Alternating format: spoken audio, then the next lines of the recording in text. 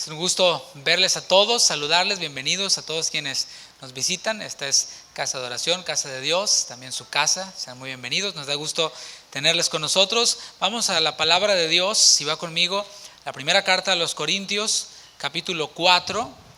Primera a los Corintios, capítulo 4. Hoy vamos a leer desde los versículos 6 hasta el 21. Vamos a estudiar desde el 6 hasta el 21. Vamos a terminar, de hecho, el capítulo 4. Pero vamos a tomar como base el versículo 6 y después nos vamos hacia adelante. El título de esta enseñanza número 8 es Solucionando las divisiones. Tema número 8 de esta serie, el orden de Dios en la iglesia, primera carta a los Corintios. Leemos primero a los Corintios 4:6.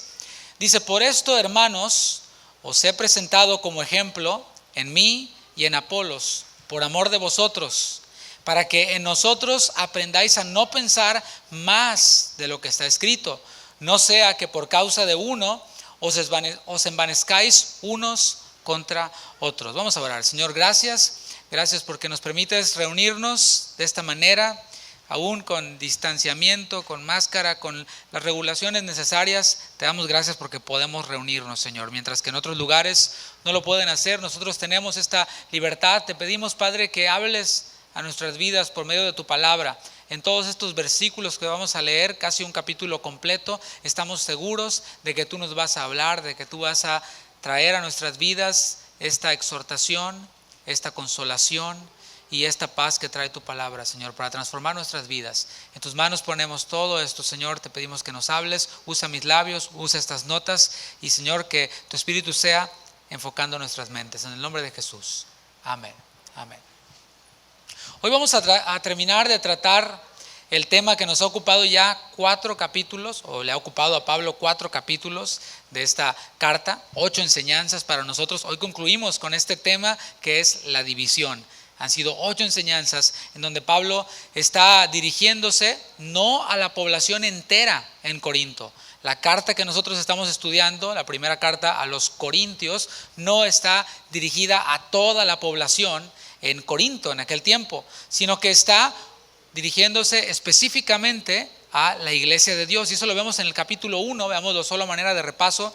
Capítulo 1, versículo 2, no se está dirigiendo a la gente del mundo, para quienes era normal el tener partidos, el haber oposición, el que haya competencia. Está dirigiéndose, versículo 2 del capítulo 1, a la iglesia de Dios que está en Corinto, no a todos, sino a los santificados en Cristo Jesús, a aquellos quienes han sido llamados a ser santos, con todos los que en cualquier lugar invocan el nombre de nuestro Señor Jesucristo, Señor de ellos y nuestro. Entonces va dirigido a los corintios de aquel tiempo, la iglesia de Dios de Corinto, y también a nosotros quienes estamos aquí en esta noche dispuestos para escuchar la palabra. La iglesia, mis hermanos, por eso leímos el versículo 2 del capítulo 1, ha sido separada del mundo. Chécalo nuevamente. Dice: los santificados en Cristo Jesús, llamados a ser santos. La iglesia ha sido separada del mundo. Tú y yo fuimos separados del mundo para vivir en santidad. Por esto a la iglesia se le llama la iglesia santa.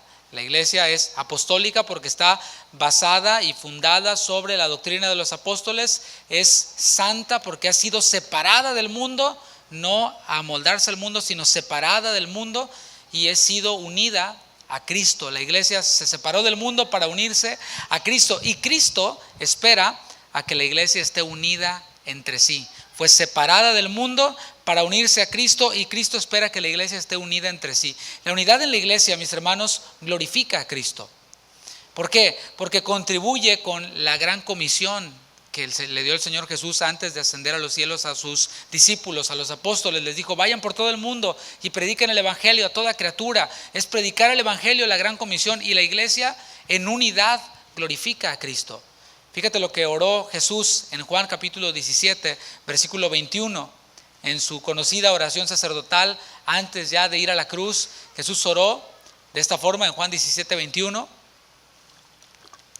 Para que todos sean uno, como tú, oh Padre, en mí y yo en ti, que también ellos sean uno en nosotros, para que el mundo crea que tú me enviaste. Entonces, la unidad de la iglesia ayuda y contribuye para que la gran comisión sea realizada. ¿Por qué? Aquí lo dice, porque si nosotros estamos unidos, el mundo va a creer, no por nuestra unidad, sino porque el mensaje del evangelio cobra sentido cuando nosotros estamos unidos.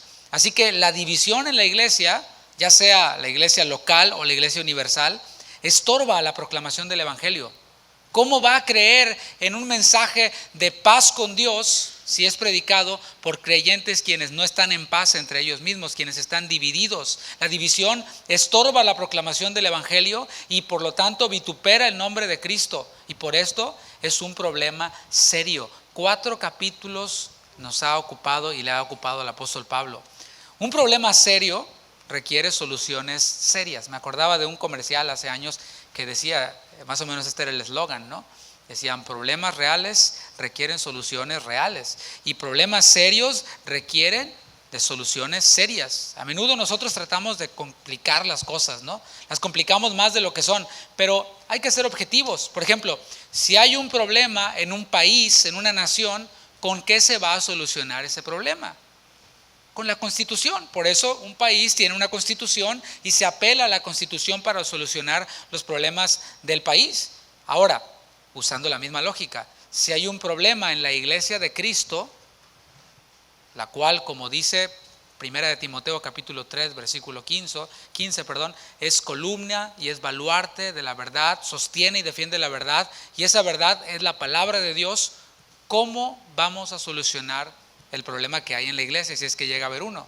Pues con la palabra, no con la Constitución, sino con la palabra. Nosotros tenemos la palabra de Dios, que según el Señor Jesús es la verdad, en Juan 17, la cual nos santifica. Así que nosotros utilizamos la palabra para solucionar los problemas. Por eso digo que a veces lo complicamos, porque decimos, ¿cómo arreglamos esto? Pues déjame pensarlo, déjame procesarlo, déjame orar. Sí, hay cosas que se resuelven con oración y hay otras que se resuelven con fe, con obediencia a lo que ya está escrito. No necesitamos orar si la palabra dice en Hebreos, no dejando de congregarse como algunos tienen por costumbre. Yo no necesito orar para ver si es la voluntad de Dios que yo me congregue o no. Ya está escrito, ¿te fijas? Pero a veces nosotros le echamos misticismo al asunto, o como se dice en buen latinoamericano, le echamos mucha crema a nuestros tacos, ¿verdad?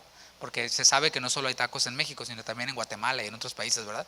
Pero le ponemos mucho asunto a todo nuestro negocio, ¿no? Le ponemos como mucho misticismo, ¿no? Ya está escrito, y así que nosotros solucionamos los problemas de la iglesia con la palabra de Dios. Leamos el versículo 6 una vez más del capítulo 4. Pero esto, hermanos, lo he presentado como ejemplo en mí y en Apolos por amor de vosotros. Vamos a detenernos allí. ¿Por qué?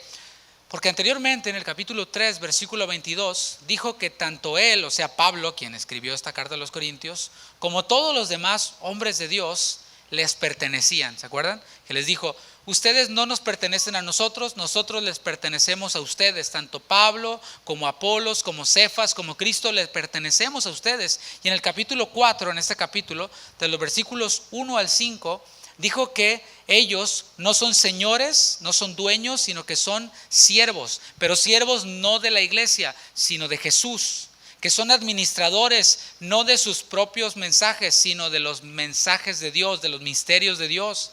Y Pablo aquí se pone como ejemplo junto con Apolos. ¿Te fijas? Él se toma él mismo y toma a Apolos como ejemplo. Y déjame pensar un poquito en Apolos y en Pablo. Tanto Apolos como Pablo, si los vemos así con ojos y con lentes corintios, mis hermanos, ellos tenían con qué. Tenían con qué sentirse muy acá, como decimos, ¿no? Podrían haber, de hecho, ellos caído en el juego de los divisores, en el juego de los niños en Cristo. Después de todo, como dije, tenían con qué. ¿Por qué? Porque Pablo fundó la iglesia. De cero no había nada. Pablo predicó el evangelio, se convirtieron y ¡pum! Salió una iglesia. Después Apolos vino y con una carta de recomendación, por supuesto, comenzó a enseñar y a predicar y a darle seguimiento y a trabajar de forma más directa con los corintios. Así que tanto Pablo como fundador, como Apolos, así como maestro, pues tenían con qué, ¿no crees? Tenían con qué decir, no, pues yo, claro, yo sí. O sea, tengo derecho a que algunos se adhieran a mi partido, tengo derecho a que hagan una organización que lleve mi nombre, así como hay iglesias que en vez de estar la cruz de Cristo dice el nombre del predicador, ¿no? Fulanito de tal ministries, Pancho Pantera Ministries, ¿no? Así en grande, así enorme. No es el nombre de Cristo el que se engrandece, sino el nombre de Pancho Pantera o de como se llama el predicador, ¿no? Pablo podría haber juntado a todos los que simpatizaban con él. Podría haber dicho, bueno, a ver, tú, mi querido divisor, mi querido niño en Cristo, encárgate de juntar a todos los que se adhieran a mi partido, todos los que digan, yo soy de Pablo, a todos esos, júntamelos y vamos a armar nuestra propia iglesia, ¿qué te parece? Apolos podría haber hecho lo mismo, podría haber dicho, ¿sabes qué? Todos los que sean mis fans, júntamelos y encárgate de que el nombre de Pablo quede bien manchado, para que todos entonces, para que mi nombre se engrandezca y entonces podamos armar nuestra iglesia. Los demás, los que no eran ni de Apolos ni de Pablo, hubieran quedado por ahí desbalagados, ahí por ningún lado. Pero eso, mis hermanos, no hubiera sido para nada una muestra de amor a la iglesia. Es más, ni siquiera hubiera sido una muestra de amor de Pablo hacia sus fans. Ni siquiera hubiera sido una muestra de amor de Apolos hacia sus fans, y todo esto entre comillas. Sabemos que no hay fans porque fan significa fanático.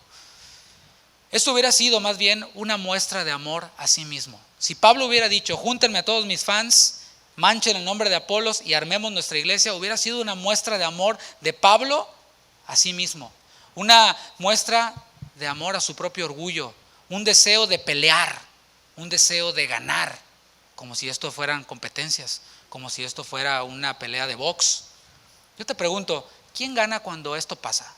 Este ejemplo que estoy poniendo, por supuesto, es una hipótesis que no ocurrió. ¿Quién gana cuando aquel quien es engrandecido jala hacia sí a un grupo, los saca de una iglesia, deja a otros desbalagados y el otro hace lo mismo y se terminan peleando hasta por las bancas y por los instrumentos musicales? ¿Quién gana cuando esto ocurre? ¿Sabes quién gana cuando una iglesia se divide? Satanás. Simple, ¿no? Por eso te digo que hay que ser objetivos, no hay que ponerlo muy complicado.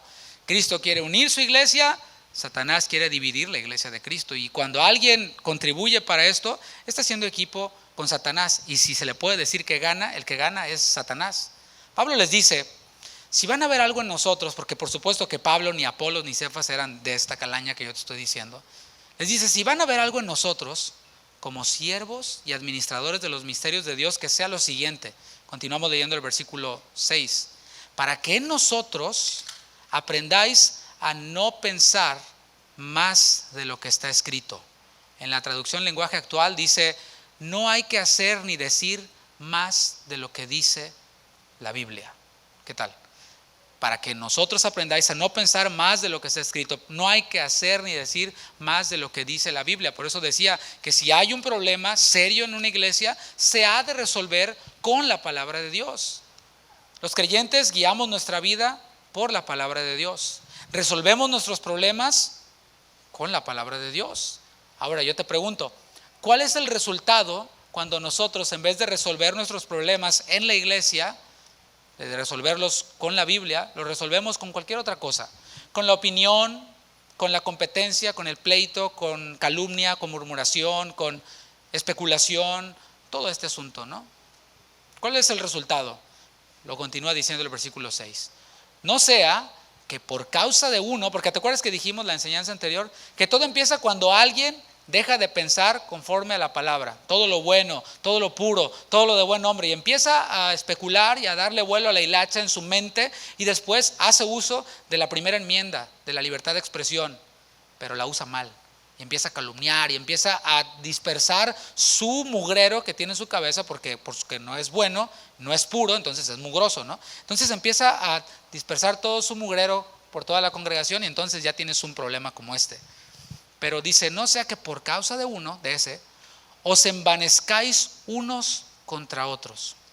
Hay otra versión que es la palabra de Dios para todos, en esta sección, en este versículo 6, la última parte, dice así, así no sentirán orgullo por un hombre y odio por otro. Es mucho más clara, ¿no? O sea, cuando ustedes hacen esto, cuando ustedes dejan de pensar en lo que está escrito, dejan de pensar en todo lo bueno, van más allá de lo que está escrito. Cuando ustedes hacen esto, ¿saben qué es lo que ocurre? El resultado es que se sienten orgullosos por aquel hombre a quienes ustedes pusieron como Señor.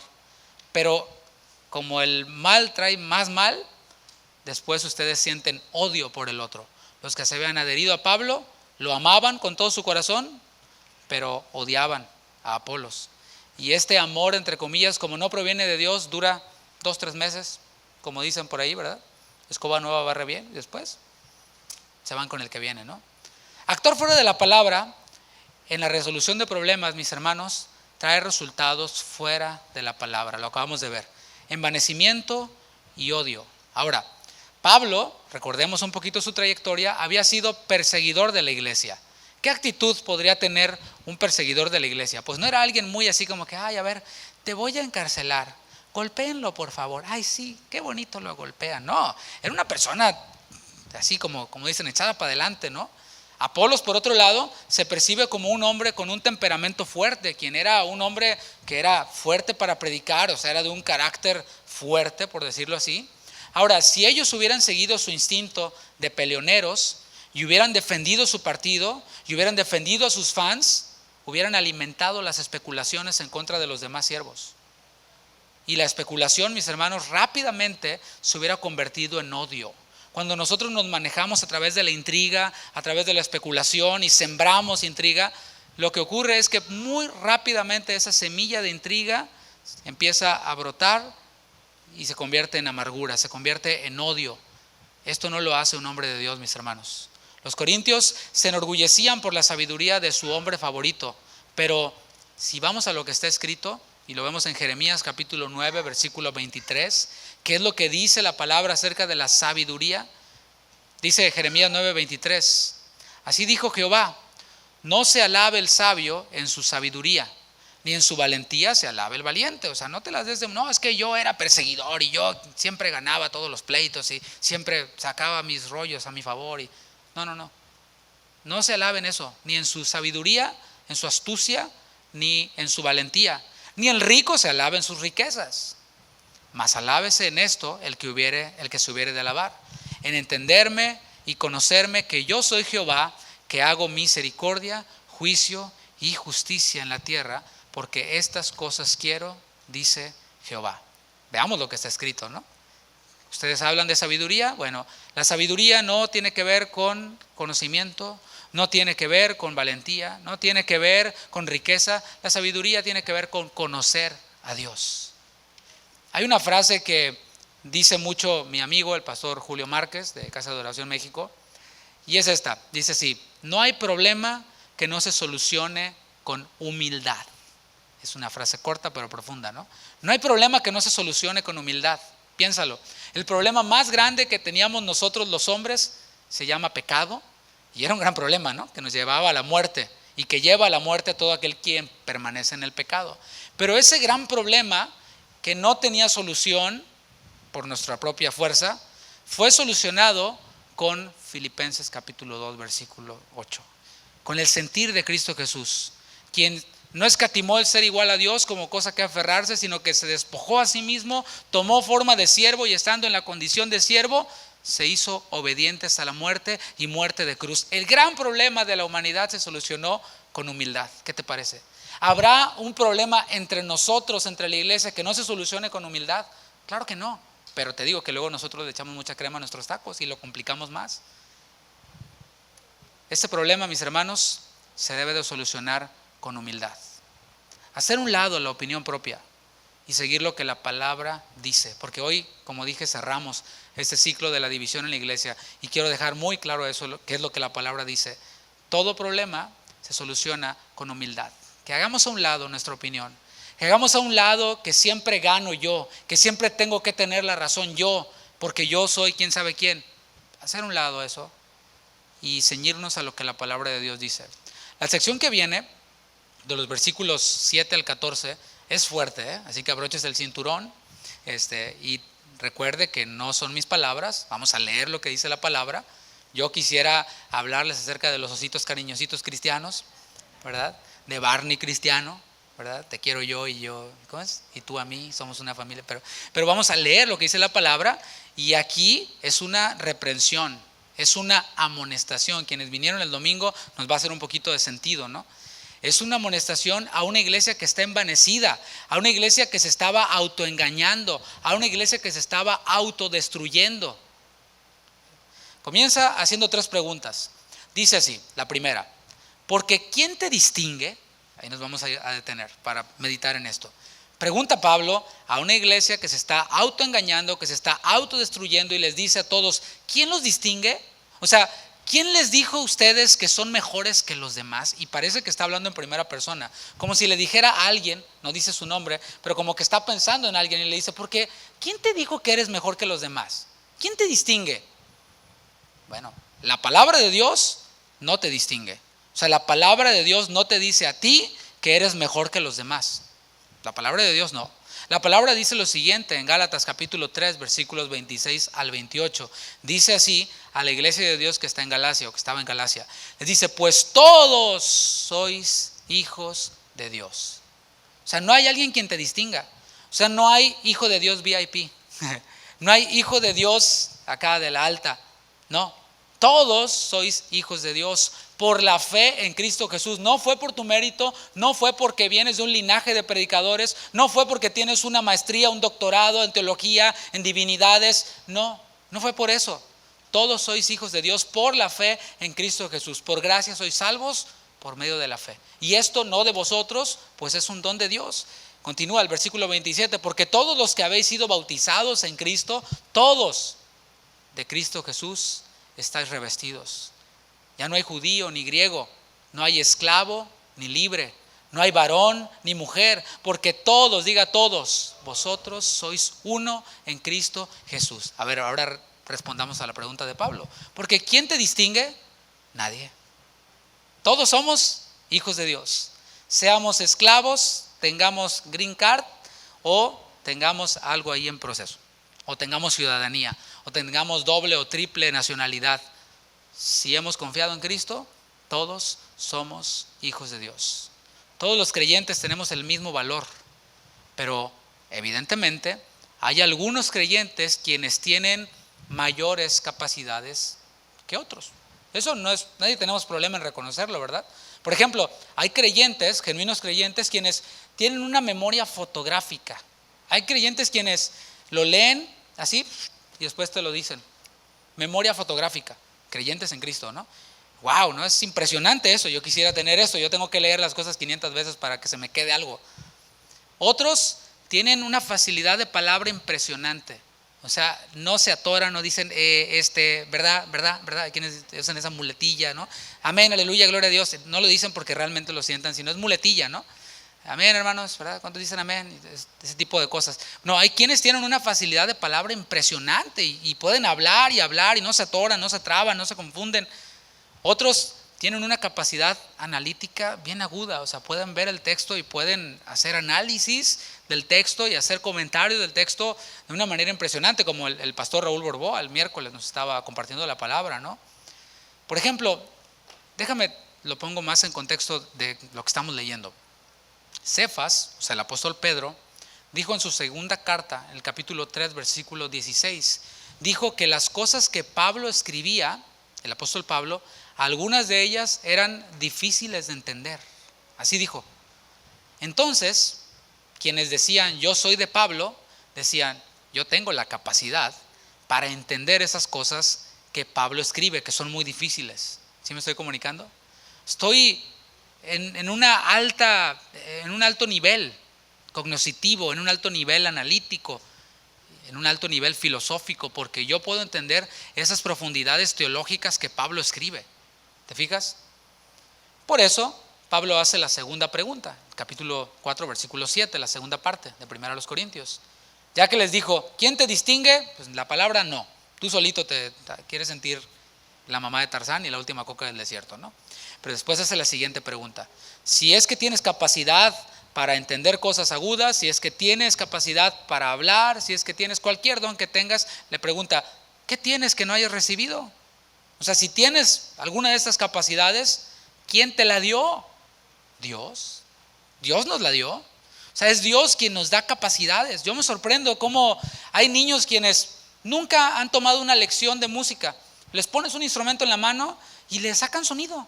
O sea, no tienen que pensarle mucho, simplemente sacan algo natural que Dios les dio y empiezan a sacarle sonido a un instrumento musical. Ahora, si los pones en clases, olvídate, tienes ahí el próximo Beethoven, ¿no?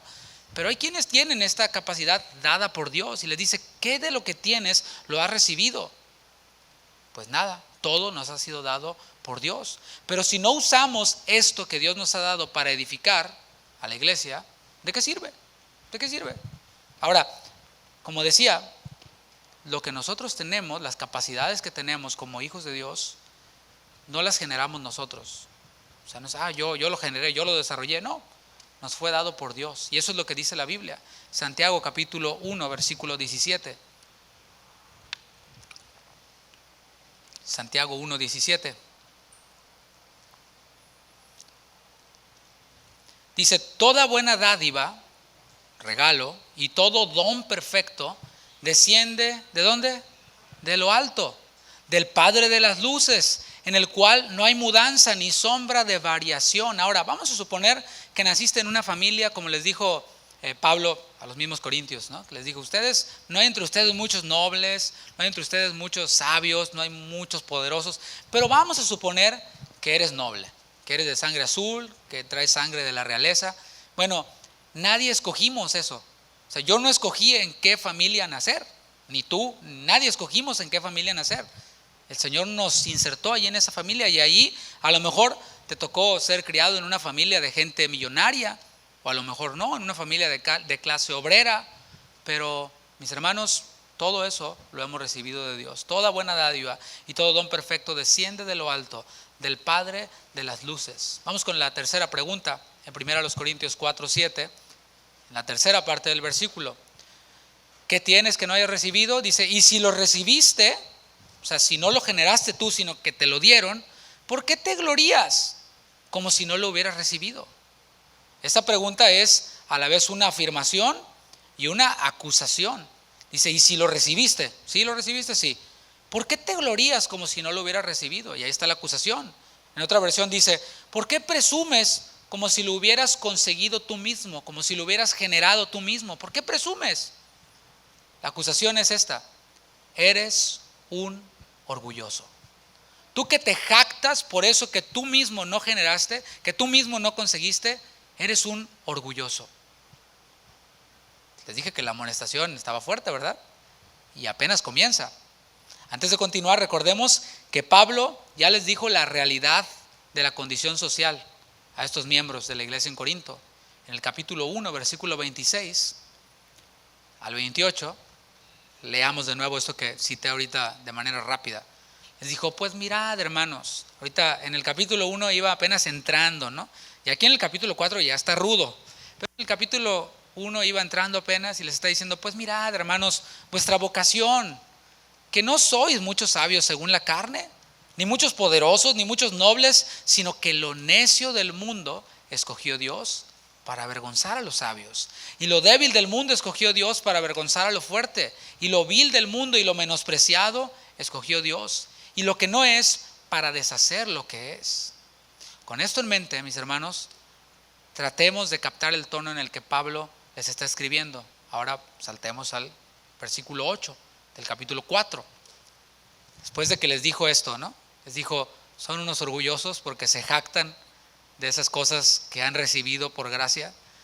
Les dice, ya estáis saciados, ya estáis ricos, sin nosotros reináis. O sea, primero les dijo, no son nobles, pero ahora les está diciendo, ya estáis ricos, ya estáis saciados, si nosotros reináis. Está usando aquí un tono irónico. ¿Se entiende lo que es ironía?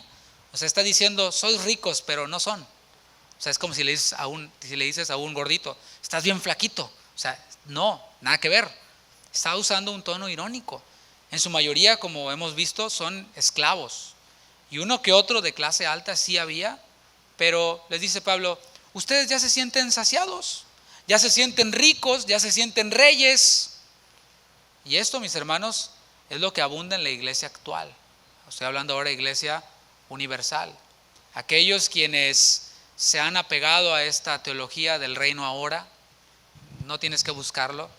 Miles Monroe, uno de sus principales exponentes, que por cierto no descubrió la rueda, es algo que ya venía desde hace muchos años. Y hablando acerca de que el reino de Dios tenemos que establecerlo aquí, porque hasta que no establezcamos el reino de Dios en la tierra, no va a venir el Señor. O sea, hazme el favor, ¿no?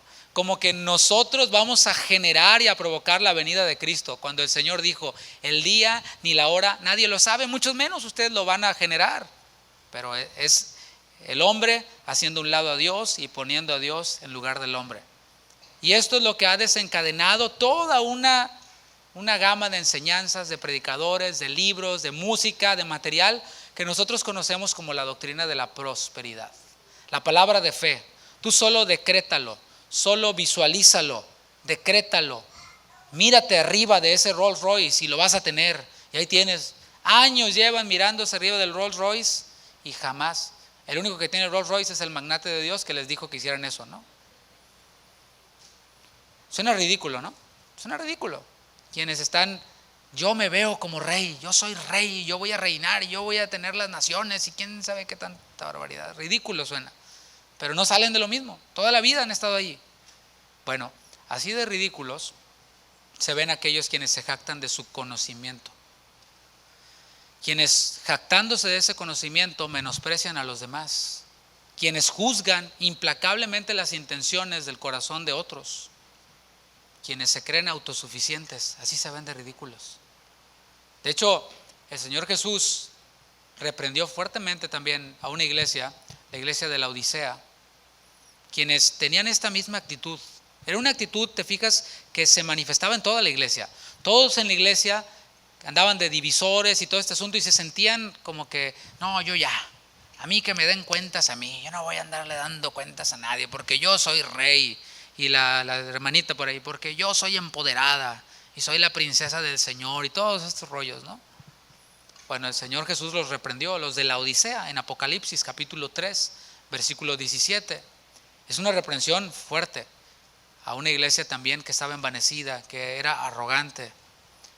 Dice el Señor en Apocalipsis 3, 17, porque tú dices, hablándole a la iglesia de la Odisea, yo soy rico y me he enriquecido y de ninguna cosa tengo necesidad.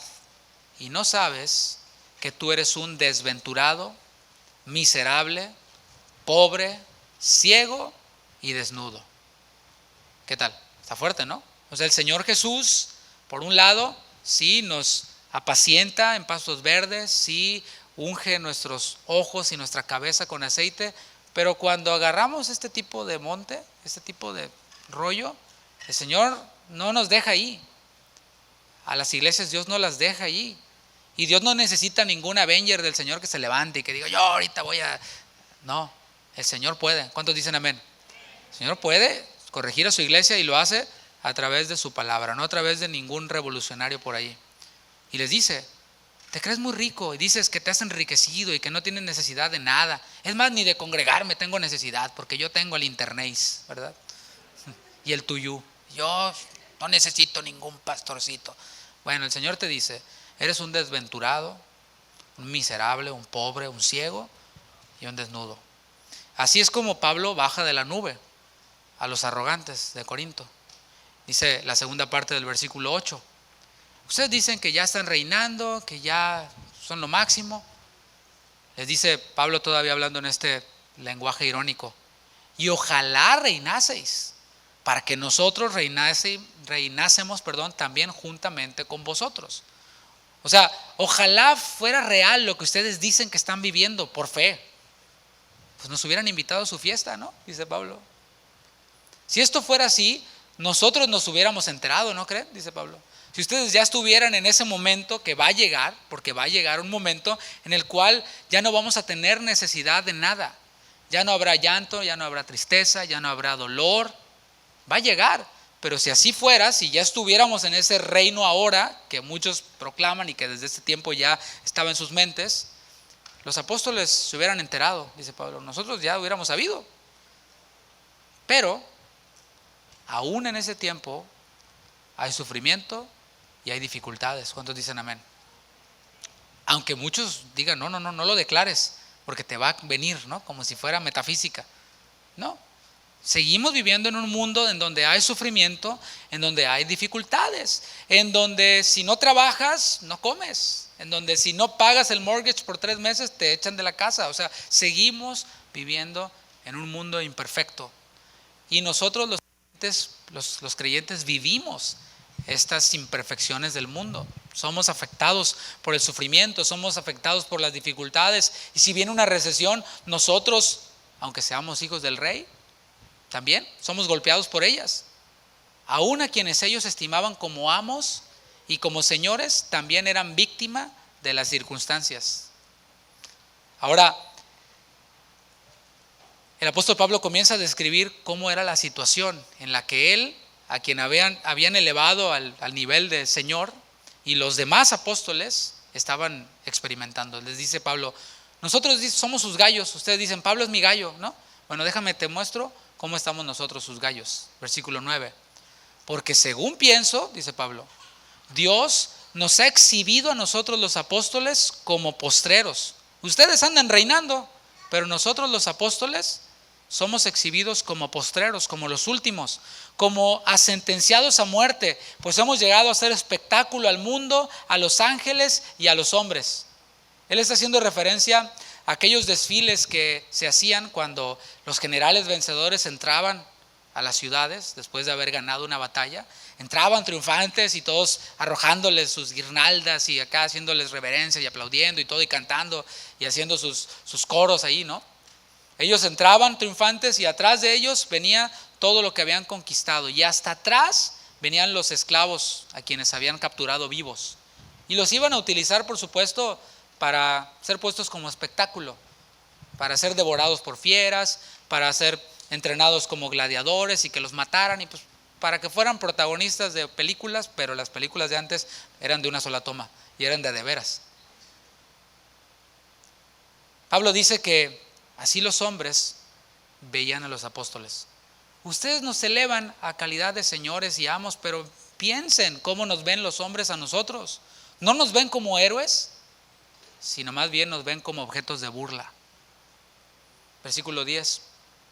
Nosotros somos insensatos por amor de Cristo, mas vosotros prudentes en Cristo. Nosotros débiles, mas vosotros fuertes. Vosotros honorables, mas nosotros despreciados. Me encanta Pablo, ¿no? En un solo versículo les está bajando de la nube, pero así. Dice, nosotros somos insensatos por amor a Cristo. Hemos elegido vernos como tontos, hacer a un lado nuestra sabiduría, hacer a un lado nuestros títulos. Pablo dijo, todo lo que para mí era valioso, lo tengo por basura. Lo que los hombres tienen por currículum, yo lo tengo por basura, con el fin de ganar a Cristo. Y por eso me llaman menso, por eso me llaman tonto. Bueno, nosotros somos tontos por amor a Cristo. Pero ustedes se las dan de muy prudentes, de muy inteligentes. Nosotros nos hacemos débiles, dice Pablo, porque cuando yo soy débil, entonces soy fuerte, porque su poder se perfecciona en mi debilidad. Pero si yo me la doy de muy fuerte, entonces el poder de Dios no se hace evidente. Más bien mi poder chafa es el único que se hace evidente, pero el poder de Dios no, dice Pablo. Ustedes se creen muy honorables. Ahí viene la princesa del Señor, ¿no? Pero nosotros somos despreciados. Dice Pablo, yo no tengo ningún problema con eso. Una vez más dice que los verdaderos creyentes y los apóstoles somos considerados como insensatos y despreciados por los hombres naturales. Esto ya lo vimos. Nuestro mensaje no es un mensaje de victoria y de prosperidad. Es un mensaje de un judío crucificado en la muerte más vergonzosa, que derramó su sangre para perdón de nuestros pecados. ¿Encaja eso con la filosofía de ese tiempo? No, porque ¿qué es lo que quiere la gente? Lo que quiere la gente es no tener problemas, tener salud, dinero y amor, y ya está. No conecta una cosa con la otra. Pero en contraste, los corintios se sentían así, se sentían fuertes.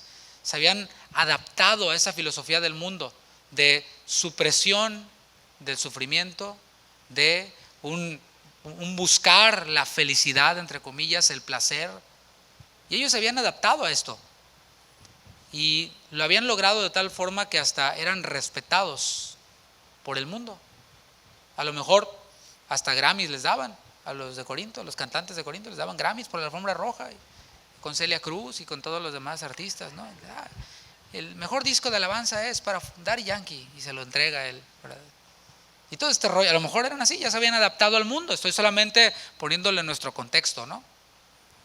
Pero Jesús mismo advirtió sobre eso en Lucas capítulo 6, versículo 26.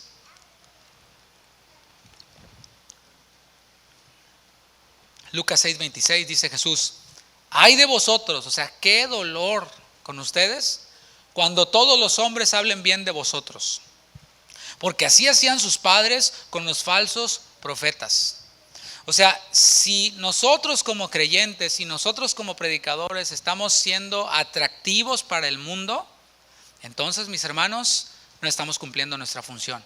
Dicho en palabras de Jesús, pobres de ustedes, porque así hacían con los falsos profetas. Los falsos profetas siempre son bienvenidos hasta en la Casa Blanca. Póngame las manos usted, falso profeta, le dice el presidente. ¿Por qué? Porque usted siempre me da profecías de bien. Usted siempre me dice que todo va a estar bien, que Dios me va a bendecir, que Dios me va a prosperar, que le dé adelante para la guerra porque Dios me va a bendecir. Pero los verdaderos profetas, quienes llaman al arrepentimiento, quienes como Juan decían, no te es lícito tener la mujer de tu hermano, esos son desechados. Esos son perseguidos, esos son despreciados. Y los creyentes, quienes no andamos solamente hablando ahí, no, que usted arrepiéntase y tenemos también nuestros rollos escondidos, sino los verdaderos creyentes, quienes con nuestro testimonio que respalda lo que predicamos, pues sí evidenciamos el pecado de las demás personas. Mis hermanos, nos convertimos en algo incómodo para el mundo, pero somos la sal de la tierra. La sal tiene esa función de que no se pudra, que no quede podrido ahí el asunto, de neutralizar. Nosotros para eso estamos puestos, no para hacernos podredumbre con los demás. Los corintios se sentían ricos, se sentían saciados, pero la condición de los apóstoles era esta.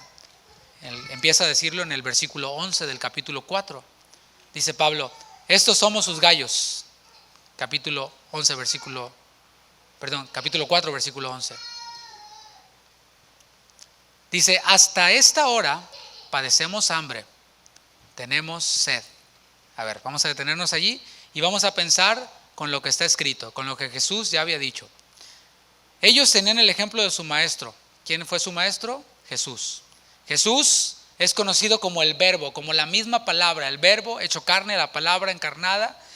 Y ellos se dedicaban a predicar por todos lados. Jesús les dijo, vayan y prediquen, vayan de 2 en 2, etcétera. Cuando Él los envió allí de 2 en 2, les dijo, no lleven lonche. No tienen que llevar su lonche, no tienen que llevar una hielera porque los vuelve muy pesados, ¿sí o no? Cuando sales de vacaciones y llevas muchas maletas es complicado. Pero cuando viajas ligero y te subes en un avión y llevas nomás tu mochilita, tú eres el primero que sale y los demás ahí se quedan esperando su maleta, ¿no? Y se vuelve y después tienes que meter toda la cajuela y te estás ahí haciendo problema para meter todo, ¿no? Pero cuando viajas ligero te puedes movilizar mejor. Y Jesús les dice, no se lleven su lonche, no se lleven sus zapatos favoritos, los de frío, los de calor, su osito de peluche, ni su patito de hule, nada. No, viajen ligeros. ¿Pero qué comemos? Bueno, no se preocupen, yo voy a suplir sus necesidades. ¿A quién voy a usar? A los que los reciban. A donde los reciban, allí les van a dar de comer. Y el mismo Pablo había experimentado esto haciendo la gran comisión. Pablo había aprendido tanto a tener abundancia como a tener escasez. Eso lo vemos en Filipenses 4:12. Pablo dijo, todo lo puedo en Cristo que me fortalece. Puedo tener abundancia, todo lo puedo en Cristo. Puedo tener escasez, todo lo puedo en Cristo. Así que por esto, Pablo dice, hasta ahora padecemos hambre y no hay problema con eso. Tenemos sed, no hay problema con eso. Estamos desnudos, dice. Y esto no lo decía de manera literal, por supuesto.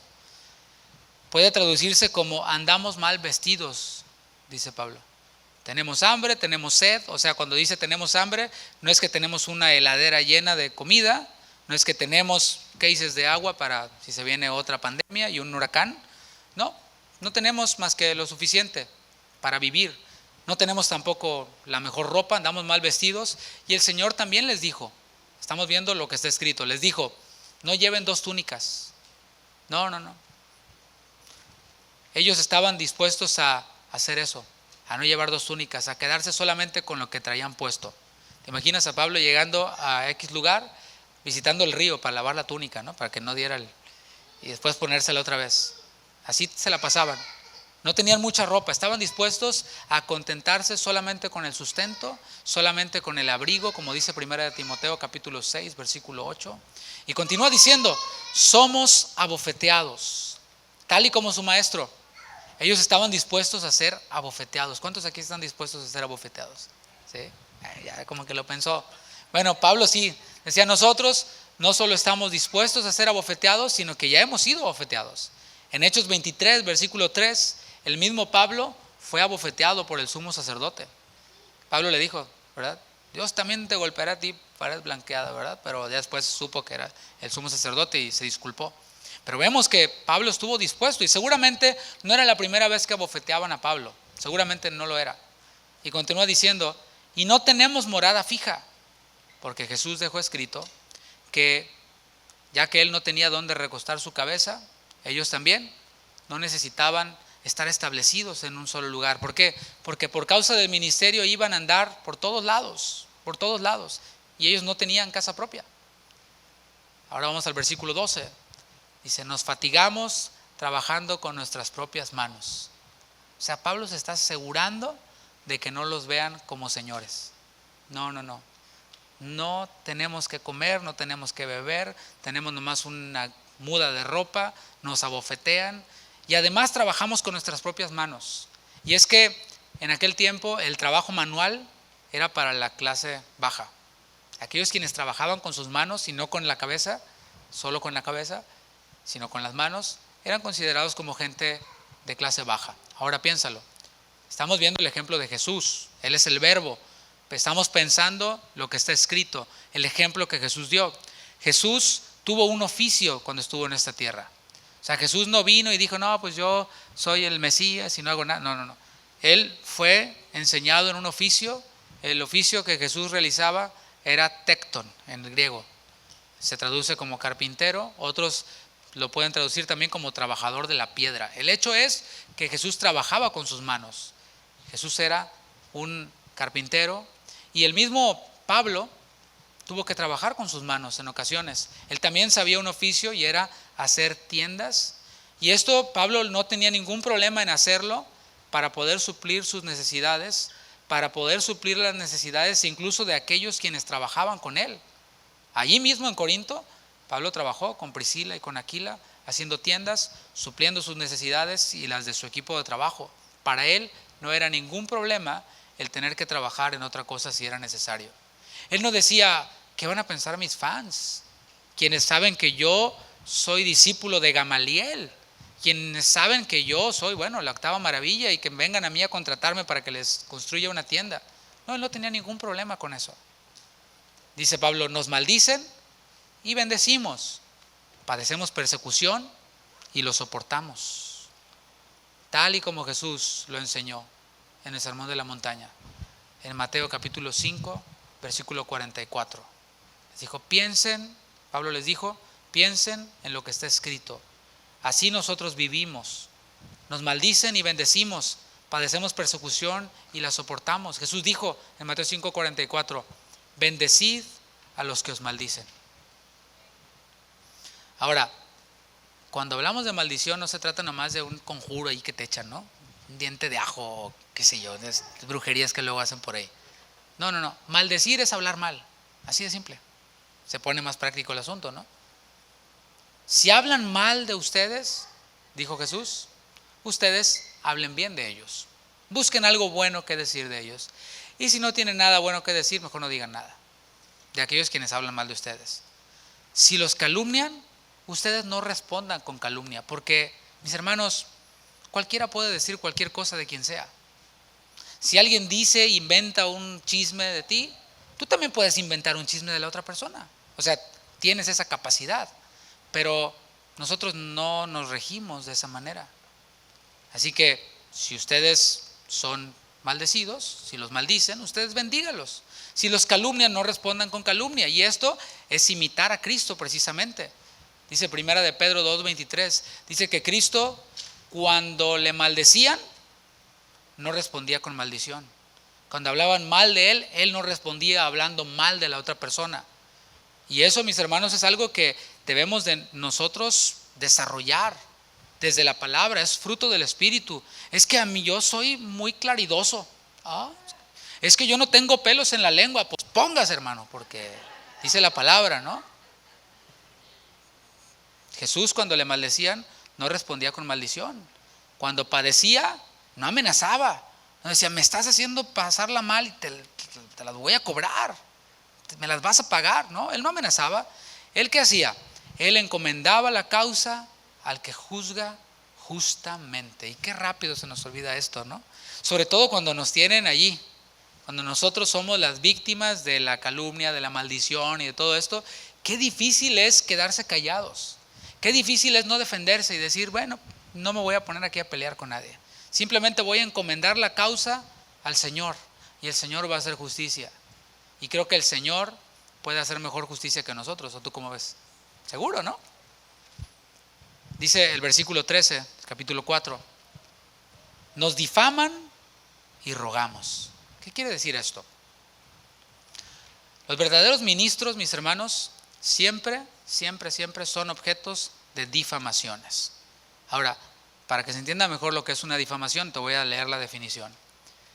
Difamación es información negativa que se dice en público o se escribe de una persona en contra de su buen nombre, de su fama y de su honor, especialmente cuando es falsa. Eso es difamación. Y los verdaderos ministros siempre son objetos de difamaciones.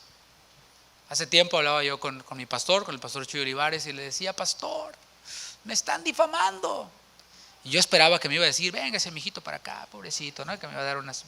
Me dijo, bienvenido al ministerio. Ok, ¿no? Uno después me dijo, no te preocupes, tú, y me ministraba siempre con la palabra, ¿no? Siempre lo hace, ¿no? Me llevaba aquí mismo a 1 de Pedro 2:23, tú encomienda la causa al Señor. Y yo decía, ay, sí, para ti es bien fácil, pues tienes 40 años de ministerio, ¿no? Pero no nos queda de otra, es lo que hay que hacer. Así que nosotros somos difamados, los verdaderos ministros. Los falsos ministros no, los falsos ministros siempre son aplaudidos, siempre son premiados, pero los verdaderos son difamados. Ellos, los apóstoles, respondían a estos a quienes les difamaban, según el texto, rogando. Pero no lo interpretemos así, tan a la ligera. No es que iban con aquellos quienes les difamaban y les decían, te ruego por favor que ya no me difames. No. ¿Qué es lo que significa esto? La palabra empleada aquí es la palabra parakaleo. Y significa consolar y significa alentar. Ahora, uno de los nombres o el nombre del Espíritu Santo en griego es el parakletos. Parakaleo, parakletos. Va de la misma forma. Es el consolador, el parakletos. Los que están llenos de la carne, mis hermanos, ¿qué hacen? Difaman. Se les hace facilito difamar. Y los creyentes, quienes están llenos de la carne, responden con difamación. Y es una guerra de difamaciones. Pero los que están llenos del Espíritu no difaman, sino que consuelan y alientan, porque están llenos del Espíritu, del Consolador, del Alentador. Seguramente aquellos quienes les difamaron, después se convertían a Cristo. ¿Qué te parece? O sea, aquellos quienes hablaron pestes de los apóstoles, después el Evangelio les llegó. ¿Y qué pasó cuando ellos llegaron a la iglesia? Cuando los vieron entrar por la puerta, dijeron, ahora sí, mijito, agárrate, porque ahí va la mía. Todos, mosh, ¿no? Échenle montón y pamba con picayelos, ¿no? ¿No? ¿Qué es lo que hacían ellos? Después de que les habían hecho tanto daño, fueron recibidos. Bernabé, por ejemplo, el hijo de consolación, intercedió por el mismo Pablo, quien Saulo antes persiguió a la iglesia, quien hizo tanto daño, quien arrastró a niños, a mujeres, no perdonaba. Bernabé, el hijo de consolación, ¿qué hizo? Hizo esto, respondió con ruego, intercedió por él ante los apóstoles para que lo recibieran y lo admitieran como miembro de la iglesia. Y es que eso es lo que hacemos los cristianos, mis hermanos. Mis hermanos, nosotros no nos regimos por la mentalidad del mundo. El mundo te dice cosas como estas: no quemes los puentes. Piénsalo. Tú no quemes los puentes. Y mis hermanos, en la iglesia no hay tal cosa como quemar puentes, porque nuestro puente es Cristo. O sea, había un abismo entre nosotros por nuestro pecado y Dios. ¿Quién fue ese puente entre nosotros y Dios? Jesucristo. No hay otro mediador entre Dios y los hombres, sino solamente Jesucristo. Y nosotros como iglesia, ¿qué hacemos?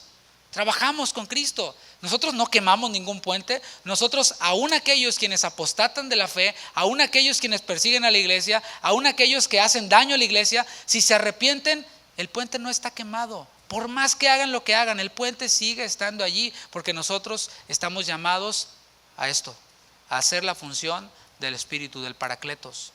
Así que, mi hermano, nosotros no pensamos de esta forma. Si usted un día se le va la onda, se le van las cabras, como dicen por ahí, cae en un problema, en un pecado, se amarga, habla mal de mí, me calumnia, de mi esposa, de los líderes, de todos, se va, hasta nos echa la migración para que vengan y nos lleven a todos y que hace todo el daño que pueda. Estoy poniéndolo más o menos en el contexto de Pablo, porque era más o menos lo que ocurría, ¿no? Imagínate, estaba el culto y de repente llegaban y los arrastraban y se llevaban el hermanito y se lo llevaban de las greñas, ¿no? Bueno, si usted hace eso y hace lo peor, si usted se arrepiente, no va a encontrar ningún puente quemado. Sigue estando aquí el puente, y si usted se arrepiente, tiene la puerta abierta, tiene el perdón disponible. ¿Sabe cuántas veces? ¿Hasta 7? No, hasta 70 veces 7. Y lo digo en serio, no lo digo por ningún cliché ni por quedar bien con nadie, simplemente porque es lo que vemos la palabra. Está diciendo Pablo, nos difaman y rogamos.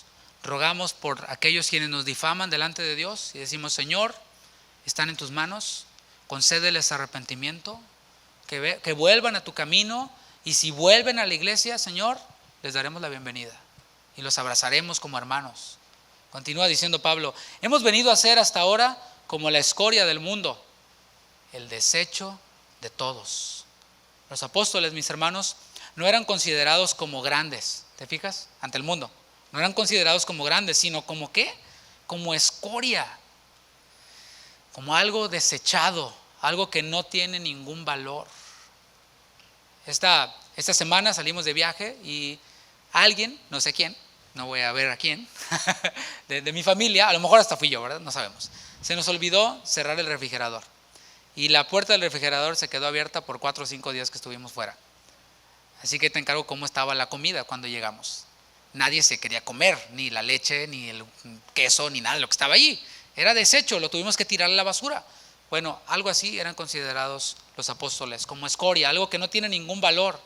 Y esto, mis hermanos, es lo que está escrito. Les dijo, piensen en nosotros lo que está escrito. No piensen más allá de lo que está escrito.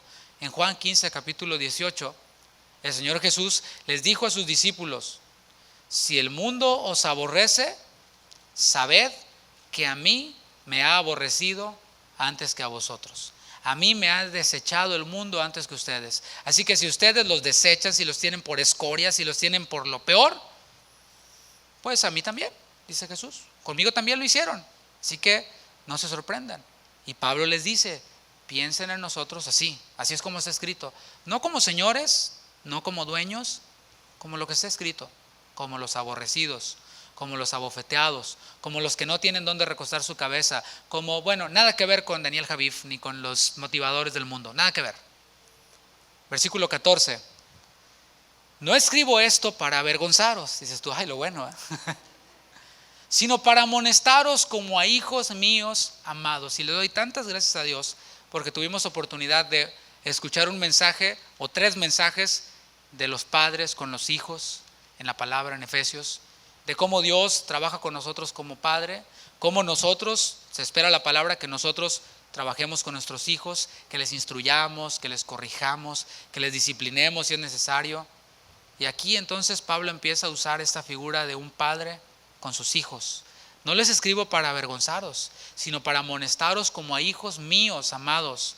Porque aunque tengáis 10,000 años en Cristo, no tendréis muchos padres, pues en Cristo Jesús yo os engendré por medio del Evangelio.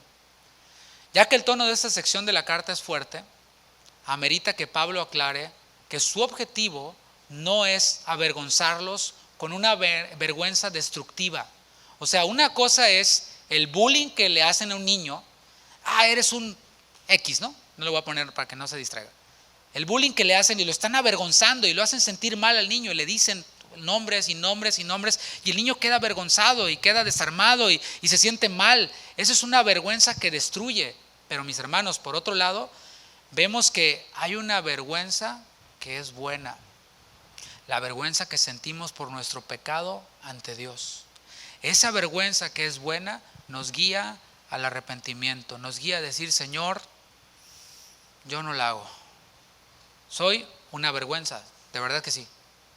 Así que, Señor, vengo a ti. Solo tú puedes limpiarme, solo tú puedes perdonarme, solo tú puedes hacerme nuevo. Bueno, eso vemos las dos caras de la moneda. El objetivo, según Pablo, no es provocar esa vergüenza que destruye y decirle, ustedes no sirven para nada, son unos niños en Cristo, no sirven para nada, es más, lléguenle, bye. No, para nada. El objetivo, según Pablo, y lo vemos en el texto, es amonestaros como a hijos míos amados.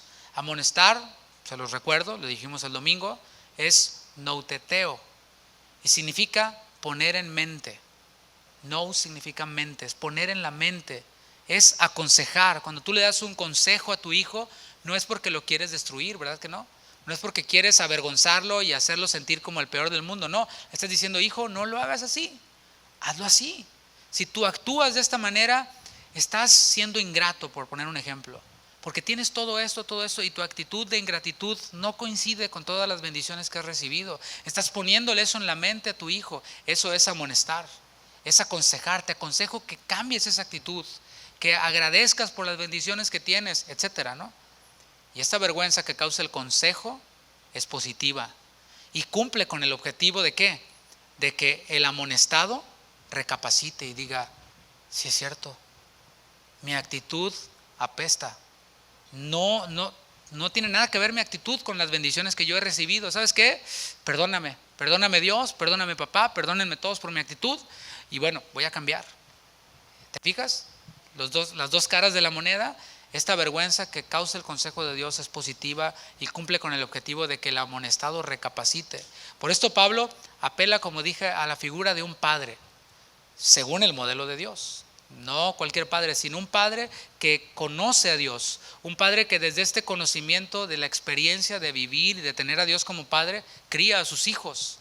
Un padre piadoso desea que sus hijos glorifiquen a Dios. Eso lo podríamos decir y resumir las enseñanzas de los últimos 3 domingos. Un padre piadoso tiene objetivos piadosos, tiene el objetivo que es que sus hijos, que su familia glorifique a Dios. Y bueno, pues camina hacia ese objetivo. ¿Cómo? Sustentando a su familia, pero no solamente sustentando, sino enseñando, instruyendo, corrigiendo y disciplinando si es necesario. El propósito de un padre, como dijimos, no es destruir al hijo. Ningún padre piadoso desea destruir a su hijo. Ningún padre piadoso, cuando su hijo le pide un pan, le va a dar una piedra. Cuando su hijo le pide un pez, le va a dar una serpiente. Ningún padre piadoso hace eso. Lo que desea es que su hijo sea formado y que glorifique a Dios. El padre ama a su hijo y se lo demuestra. ¿Cómo? Según Efesios 6:4, criándolo en disciplina y en amonestación del Señor. Pablo comenzó de cero la iglesia en Corinto. La mayoría de ellos, mis hermanos, de aquellos quienes estaban recibiendo esta carta, la mayoría de ellos creyeron en Cristo cuando Pablo les predicó el evangelio. En ese sentido podemos decir que Pablo era su padre espiritual. En ese sentido lo está diciendo. No está diciendo yo soy el padrecito, llámenme padre. No. Él está diciendo yo los engendré espiritualmente. ¿Por qué? Porque sembré la semilla del evangelio en ustedes y ustedes creyeron. Yo soy quien les prediqué, yo soy como su padre espiritualmente. Y Pablo deja claro esto. Yo no deseo que me vean como un ayo. ¿Sí lo ve? Ahí en el versículo 15. Porque aunque tengáis 10,000 ayos en Cristo, bueno, ¿qué es un ayo? Él no desea que le vean como un ayo. Un ayo es un pedagogo, así es como se traduce la palabra. Es aquel quien está tutoreando a un niño. Es aquel quien le está enseñando a un niño. Ahora, a un pedagogo, a un maestro, no le importa tanto la enseñanza, o sea, que el hijo, que el niño esté en bienestar. No le importa tanto la bendición del niño, tanto como le importa a un padre biológico, ¿cierto? No se me distraiga por acá. Repito, un pedagogo, un ayo, no está muy interesado en el bienestar del niño. Lo que él quiere es hacer su chamba y recibir su cheque, ¿cierto? Pero al padre biológico no. Al padre biológico realmente le importa el bienestar del niño, del hijo. Por esto les recuerda, y Pablo les recuerda, les dice, ustedes pueden tener 10,000 maestros. O sea, esto está, por supuesto, exagerando. Pueden tener 10,000 maestros, 10,000 pedagogos, pero no muchos padres. ¿Cómo aplicamos esto a nuestra vida? Hablamos nosotros de la actitud de los divisores. Súbele un poquito, Cristian, porfa. Parece que hay desfile de motociclistas aquí. Hablamos de la actitud de los divisores y de los niños en Cristo, ¿cierto? Ellos se rehúsan a tener un pastor de verdad. Los divisores, los niños en Cristo, no quieren tener un pastor de verdad. Ellos prefieren, pues, tener un pastor virtual. ¿Por qué? Porque no quieren ser amonestados. ¿Te ha tocado la experiencia de ser visita en algún lugar? Claro, todos. ¿Cómo se siente? No, pues siéntese por aquí. Quieres recoger el plato y te dice, no, ahí deje. Ay, qué padre, ¿no? O alguien te invita a comer, no, tratas de pagar, no pague, ¿no? Bueno, eso es cuando va empezando el asunto, pero después ya tienes que ponerte las pilas, ¿no? Ya tienes que entrarle también a recoger, a limpiar, a lavar, etcétera. Y hay quienes quieren mantenerse en esa relación con un pastor. No desean que un pastor les diga, ¿sabes qué? Te estoy amonestando. O sea, te estoy tratando de poner en tu mente que lo que estás haciendo no está bien. No les gusta eso. No les gusta ser amonestados. Por eso, ¿qué es lo que hacen? Pues simplemente se limitan a tener pastores virtuales. Y pueden tener miles de pastores virtuales. He escuchado en muchas ocasiones, no, pues yo escucho la casa de oración, la radio, y el pastor Olivares es mi pastor. Y el pastor Olivares ni sabe quién es, ¿no? Y así muchos otros pastores, ¿no? Por supuesto, el pastor Olivares tiene a sus ovejas, o sea, a las que él pastorea, que están ahí en Guadalajara, que él las conoce, sabe quiénes son y a quienes ha amonestado, por cierto, eso es parte de, ¿no? Pero los niños en Cristo se rehúsan a tener un pastor de verdad porque no quieren ser amonestados. Ven a Chuy Olivares, a Alducin, ven a 10,000 predicadores por internet. ¿Por qué? Porque eso es muy conveniente, porque Alducin nunca les va a amonestar, porque, qué sé yo, X predicador virtual, que es pastor de otra iglesia y que transmiten sus enseñanzas por internet, nunca les va a amonestar. Pero mis hermanos, se están perdiendo de algo muy valioso, y es el cuidado de un pastor, el amor de un pastor y de ancianos, quienes como un padre desean verle madurar en Cristo. Ese es el deseo de un pastor, ese es el deseo de los líderes. No es ningún otro más que crezcan espiritualmente, que sean maduros en Cristo. Versículo 16, por tanto, os ruego, dice Pablo, que me imitéis. Este ruego, imitarlo, tiene que ver con ¿qué? Con lo que dijo él en el versículo 6. Tanto él como Apolos se habían apegado en su vida a lo que estaba escrito. Les dice, no piensen en nosotros más de lo que está escrito.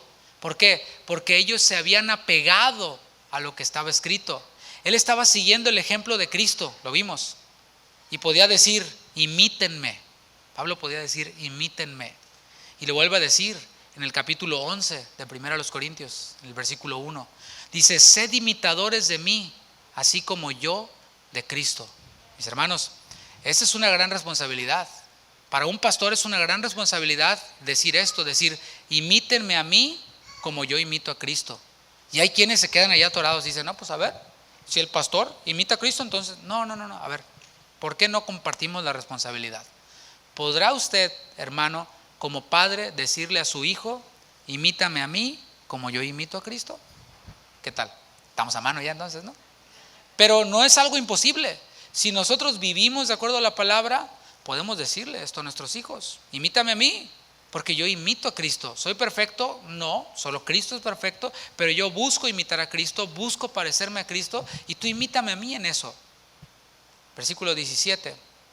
Por esto mismo os he enviado a Timoteo, que es mi hijo amado y fiel en el Señor, el cual os recordará mi proceder en Cristo, de la manera que enseño en todas partes y en todas las iglesias. Los problemas de la iglesia en Corinto eran problemas fuertes. Vamos a entrar al capítulo 5 y vamos a ver otra categoría de problemas, pero también problemas fuertes. Ya no es la división, es otro tipo de problemas muy fuertes. Y estos problemas fuertes requerían de la presencia de Pablo. Acuérdate, Pablo no está allí presente, les está hablando a través de esta carta. Requerían de Pablo para que estuviera allí, él presente, y corregir estos problemas. Pero a él no le era posible estar allí, le era imposible estar allí personalmente.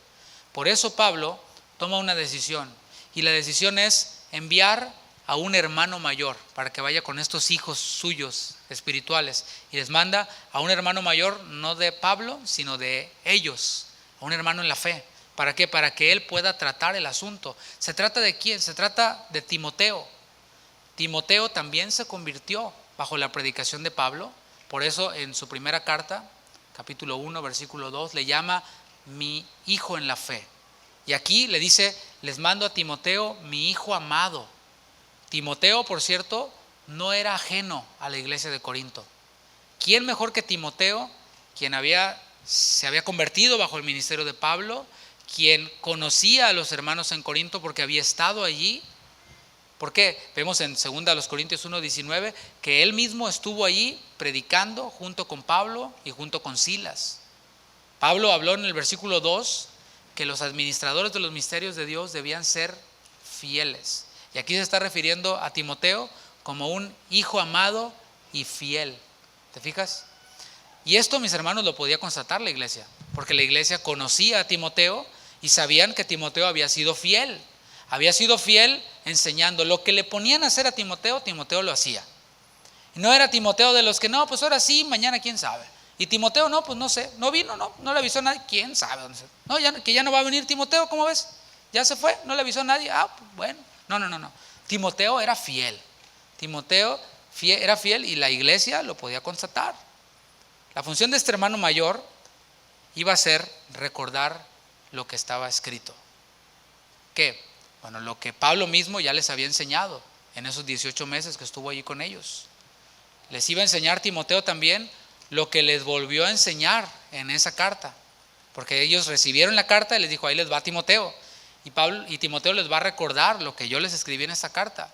Y también Timoteo les iba a enseñar lo que había visto a Pablo hacer en las otras iglesias. ¿Qué era? Lo que estaba escrito. Todo es y todo tiene que ver con lo que está escrito. Pablo sigue hablando como un padre a sus hijos. Un padre que engendró, un padre que alimentó, un padre que instruyó, que está corrigiendo y está volviendo a enseñar.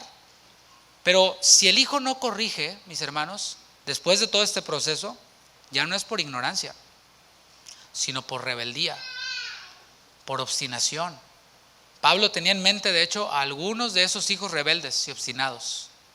Y a ellos se refiere en el versículo 18. O sea, cuando Pablo les escribía, no puso los nombres, pero se estaba acordando de uno que otro que era de estos. Les dice en el versículo 18, mas algunos, dice, no digo nombres, están envanecidos, como si yo nunca hubiese de ir a vosotros. Pero iré pronto a vosotros, si el Señor quiere, dice Pablo. Y conoceré, no las palabras, sino el poder de los que andan envanecidos. Porque el reino de Dios no consiste en palabras, sino en ¿qué?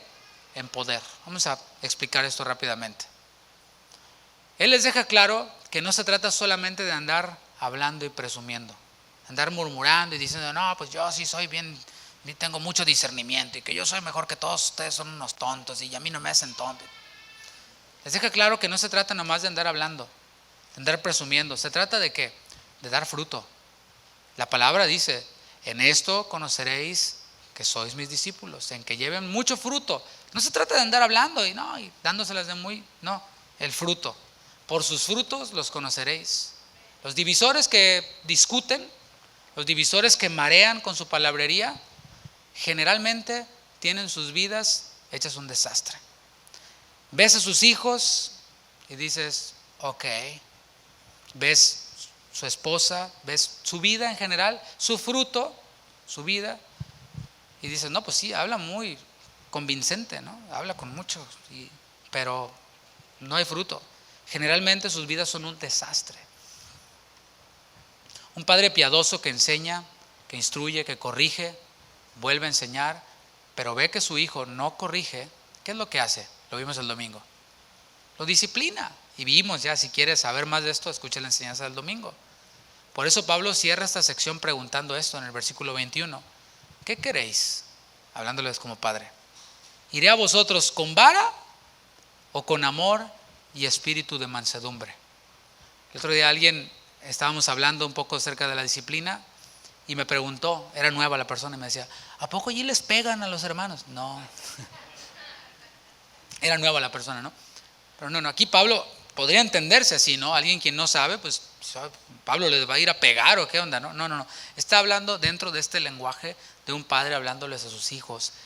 Hijos, ya les enseñé cuando estuve allí los 18 meses. Estuvo allí Apolos, estuvo Timoteo, les escribo esta carta, pero si ustedes se las quieren seguir dando de muy salsas y quieren seguir con sus rollos, voy a ir. O sea, ahorita va Timoteo, pero voy a ir yo. ¿Cómo quieren que vaya? Les dice. ¿Quieren que vaya con vara? O sea, ya va ahora sí la disciplina. Va ahora sí Pablo a llegar a Corinto, a ubicar a quienes son los que están generando eso y a ponerlos en disciplina. O sea, todo lo que dice Mateo 18. Si es necesario, echarlos de la comunión de la iglesia para que fuera de la comunión recapaciten y después vuelvan y se les restaure, etcétera, ¿no? Dice, ¿cómo quieren que vaya? ¿Con vara? Bueno, depende de ustedes. Si ustedes cambian, no hay necesidad de sacar la vara.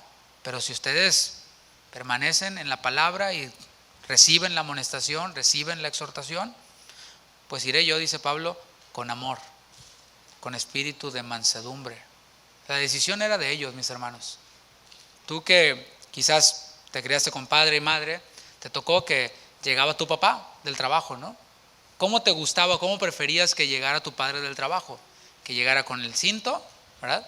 ¿O que llegara con un regalito? Mira, hijo, te traje esto. ¿De quién era la decisión? Dependía de nosotros, de cómo nos portábamos. Que cuando llegara el papá no hubiera muchas quejas, ¿no? Sino que no, ¿qué crees? Le dieron cuadro de honor al niño en la escuela, ¿no? Eso solo en sueños pasó con mi mamá, solamente. Que hubiera buenas noticias, ¿no? Ay, qué padre, bueno, amor, vente, hijo, estoy orgulloso de ti, qué bendición, eres una bendición, sigue adelante, etcétera. O con la vara, ¿no? ¿Sabes qué? Ya lo que le enseñamos, lo que le repetimos, lo que le amonestamos, sigue en la misma y sigue en la misma y dice que no va a cambiar. Bueno, pues pásame la vara y vamos a corregir esto. La vara, mis hermanos, por cierto, tampoco llevaba el objetivo de destruirlos. La vara no lleva el objetivo de destruir a nadie, sino que lleva el objetivo de que haya una rectificación. Pero la pregunta es, ¿para qué esperar hasta ser azotados para cambiar? Corintios, ¿para qué van a esperar a que llegue la vara de la disciplina para rectificar?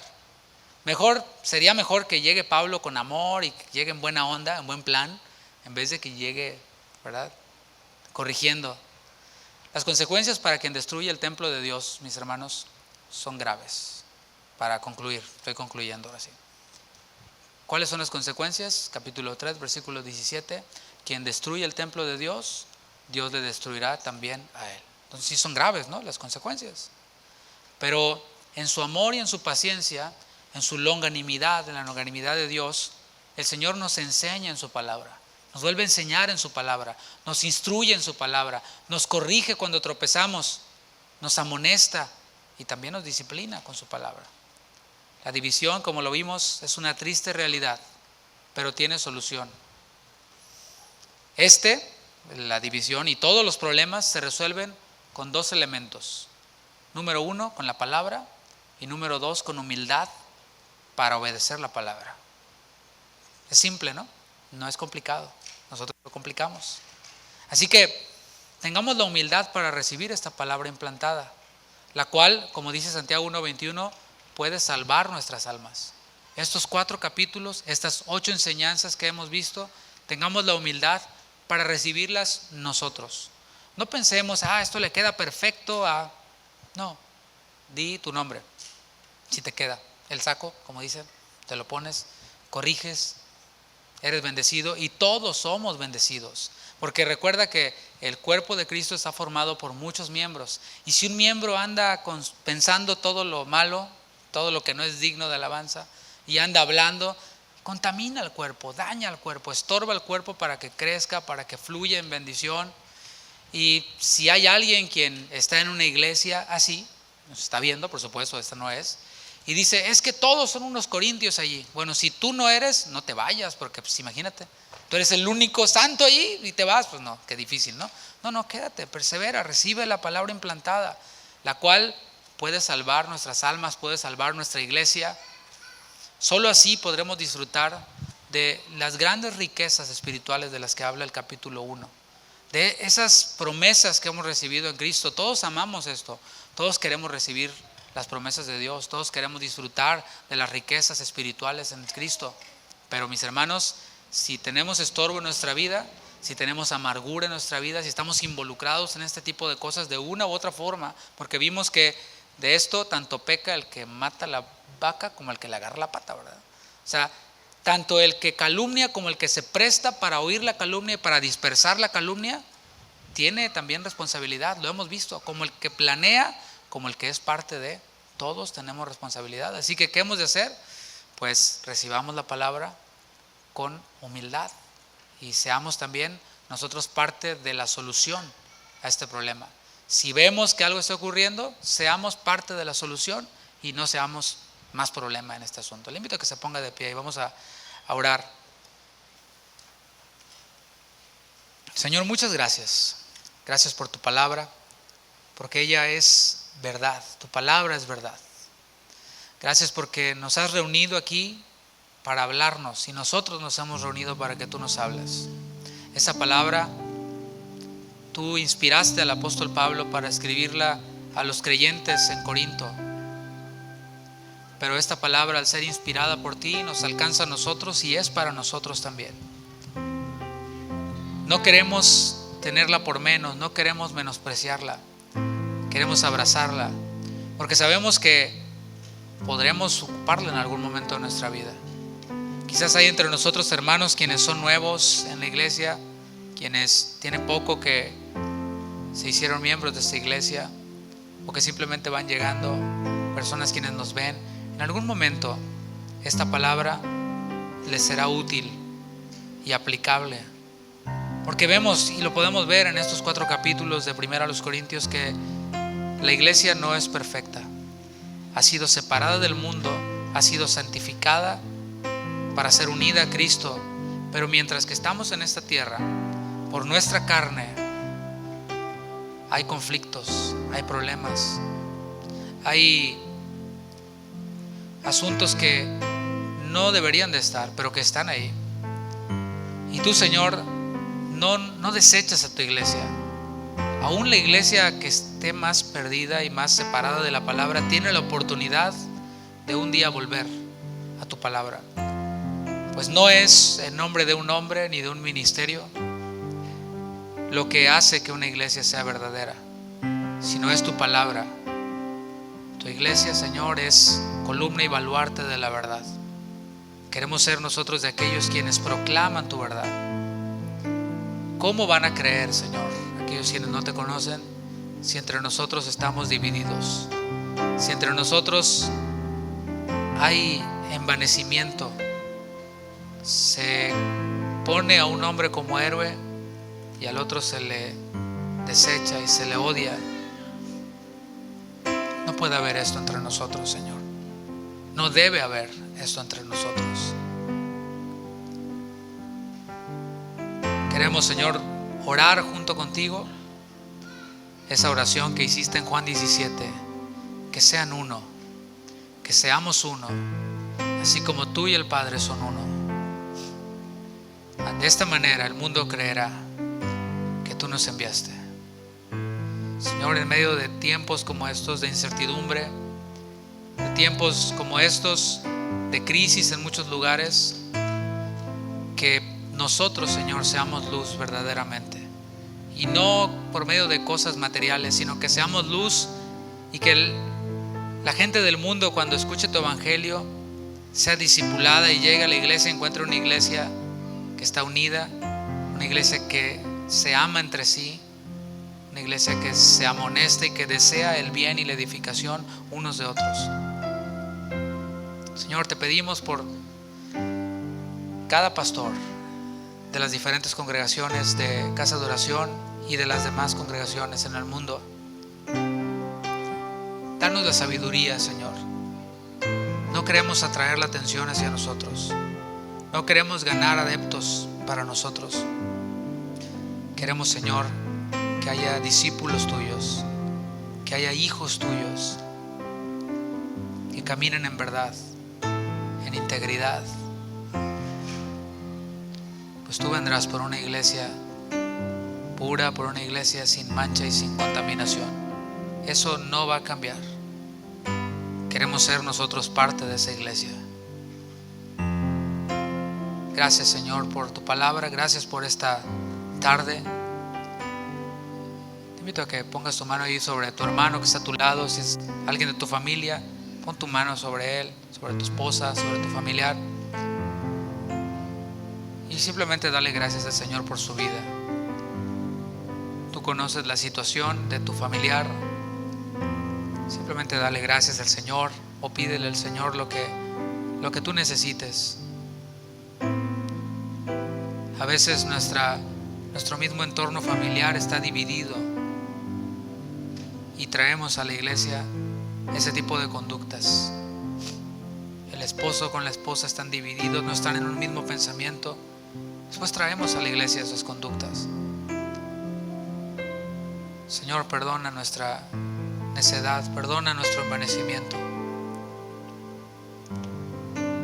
Perdona cuando pensamos que no necesitamos de nada ni de nadie.